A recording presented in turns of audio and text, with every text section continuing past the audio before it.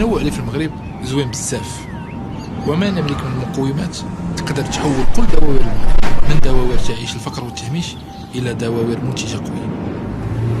علاقتي بالدواوير بدأت قديما، وكنت كلما زرت شي منطقة وشفت الجمال والموارد الطبيعية والناس اللي فيها كنطرح عدة أسئلة. واش هاد الدواوير ما تقدرش تخرج من هادشي اللي فيه؟ هاد الأسئلة خلاتني نجلس ونزيد نبحث، حتى تفرغت لدراسة التجربة الصينية في القضاء على الفقر بالقرى، واللي كانت فعلا تجربة جد ملهمة. يوميا أبحث وأتواصل مع عدد من الفاعلين بعدد من دول العالم وخصوصا الصين اللي استفدت من تجربتهم بزاف. قبل سنتين زرت مغارة الشام، إحدى أجمل وأطول المغارات بالمغرب، واكتشفت محيطا اللي زوين بزاف.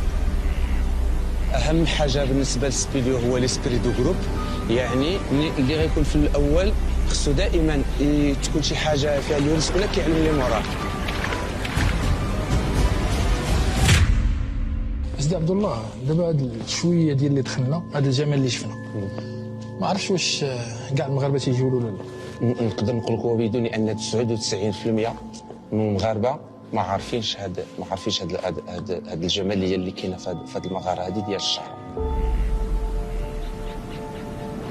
ولانعدام الفنادق والمآوي والمرافق استقبلنا حسن والزوجه ديالو زين. اسره بسيطه جدا تعيش على الري. بقى سي حسن، الله يبارك فيك. شحال كتضرب المسافه في النهار؟ ها شحال كتضرب المسافه في النهار في المشي؟ نهار العيان اللي ما كنتمشاش كنضرب 10 كيلومتر نهار العيان. تبارك الله.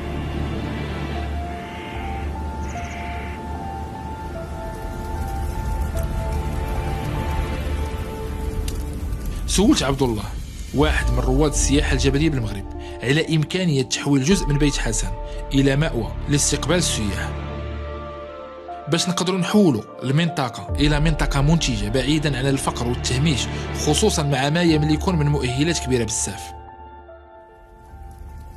دابا سيدي حسن، الا بغيناكم ان شاء الله انت ولا الذين بانكم ان شاء الله تطوروا هذا الشيء وتستقبلوا عدد اكبر من الناس وتولي المنطقه معروفه ويوقع واحد الرواج فيها، شنو خاصكم؟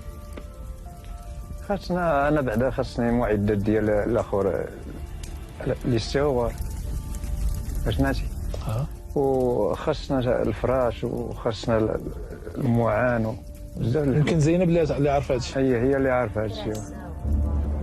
وافق حسن وزينب وبدينا الخدمه اللي كانت صعيبه بزاف، حيت غادي تخدم على البيت وتأهيله وايضا على العقليه وتغييرها. واللي عاوني في هذا الشيء الجمعيه المغربيه للاستغوار والسياحه الجبليه، حسين وعبد الله وعبد الحق وعبد العالي وكاع الشباب اللي عندهم غيره كبيره على المغرب. الله يجازيك بخير. بارك الله فيك. يحفظك. مزيان بخير. الله يبارك فيك. سي حمزه تعيش مع الطريق شويه؟ الحمد لله الطريق مزيانه. راجبنا داك الشيء باش نبطوا ان شاء الله.